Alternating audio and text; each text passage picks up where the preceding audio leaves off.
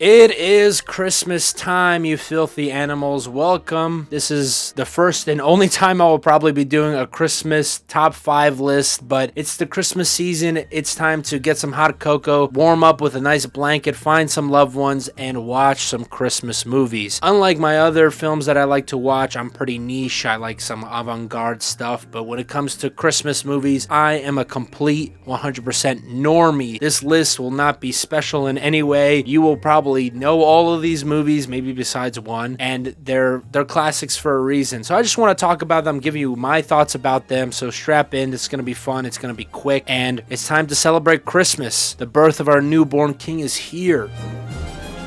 Let's start with the honorable mentions. I've only got 2. I didn't want to bog down the list with too many honorable mentions, and the first one is The Holdovers. This is a really good film. It feels like something from the 2000s, this New England boarding school kind of story. They don't make as many of them as they used to. There's the one with Robin Williams, there's the one with Al Pacino. There's plenty of them that used to exist like 20, 15 years ago, maybe even older than that. But this one's real nice. It's very simple, and the only reason why it's not higher on the list is because it's not very Christmas themed. It's just taking place during Christmas time, so it doesn't get really high. Another honorable mention is The Grinch live action with Jim Carrey, and it might be weird to say that, but the reason why it's kind of bumped down lower for me over the years is because it is so millennial coded. The humor that Jim Carrey used to dominate and be kind of unique in it has become so widespread on the internet that it's pretty much cringe at this point. Yes, this Christmas music. It's joyful and triumphant. It appears to be a perfect sphere.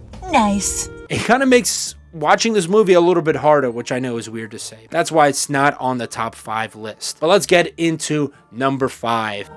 This is going to be the strangest selection out of all the movies that I put on this list, and it is the VeggieTales holiday double feature, specifically The Toy That Saved Christmas. Now, I know most of you are going, what the heck? What kind of movie is this? Well, it's not even really a movie. It's only 30 minutes long. If you include the other double feature, then it's only like 110 minutes. I feel a very close connection to VeggieTales, and especially this Christmas special that they made. If you've ever seen this meme, that's where it comes from when they're looking at each other during the sleigh ride. That's them going down the hill and realizing that they don't have any hands. Like I said, this list is going to be a lot of nostalgia, and you got to remember where you came from. And VeggieTales will always be in my heart as part of my childhood. I remember showing my non-Christian friend the VeggieTales movie, and he just started laughing so much. He couldn't believe what he was looking at. Not the VeggieTales movie, just a random episode. But regardless, it was really funny watching his reaction, because Christian Protestant kind of cultural thing, but you got to remember where you came from. So this is number 5.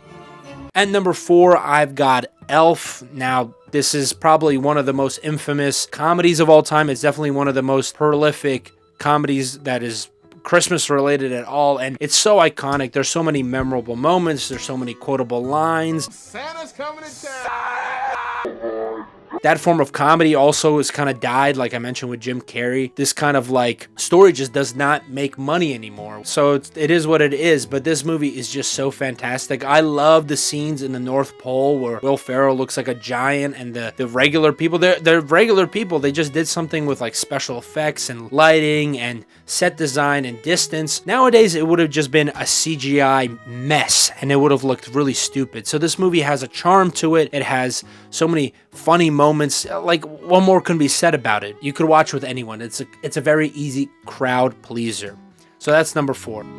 At number 3, I've got Klaus. This is the newest film on the list, and it's there for a good reason. This story captures the Christmas spirit. A lot of newer Christmas movies, they really suck, let's be honest. Not many of them that have come out over the last 10 years, even many from my childhood, then they're not very good, and this one is one that stands above the rest. I really enjoy this movie. The animation, the voice acting. I can't believe this is the same guy who acted in Whiplash. He's got me crying by being this like father, husband, Santa figure. It's just like, I can't believe I'm a grown man and I'm crying about this cartoon dad. But it is so beautiful. This story plays out so well, and the setting is really funny. It's a real place, Smeargenberg or whatever it's called. It's obviously not as exciting as the one in the movie, but it's real. You can go there. I don't know why you would, but this one does capture, like I said, a Christmas spirit. It's got a great animation, and it is my favorite, even though it is fairly new.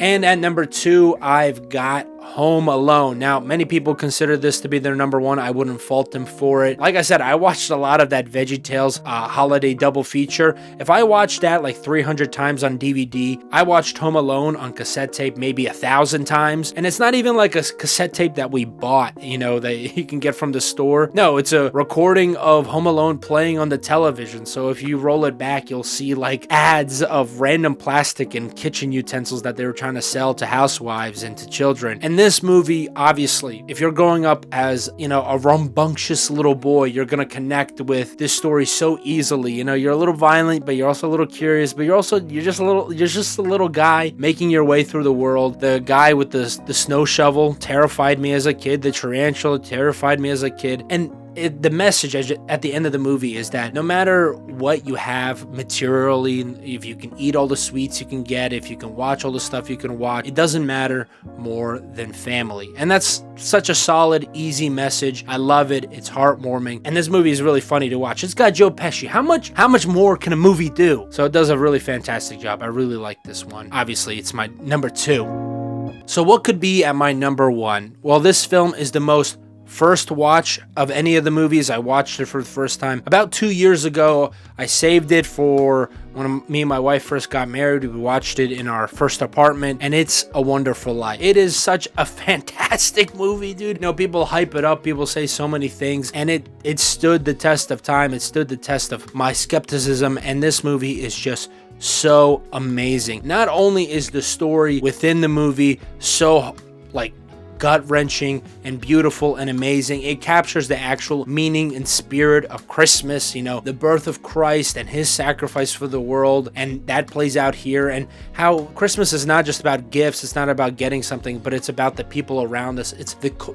American culture. It's about the, you know, knowing all your neighbors. It's not about money. It's not just watching a line go up and see our finances become, you know, well off. It's about the spirit of the community, of our nation, of our people, and it just captures the Christmas spirit so well. This movie was made and it made zero money. It was sold off to somebody and they threw it on the TV, and over time, through word of mouth, it became the classic it is today. Very much in the same way that it plays out in the plot of the actual movie. So this movie is fantastic. It is probably going to be my number 1 forever. I can't imagine another Christmas movie being better than this. No one should even try, except maybe Mel Gibson or Martin Scorsese. They might make a Christmas movie that's better, you know, maybe if they made like a movie about the birth of Jesus Christ. I would watch that. That would be good.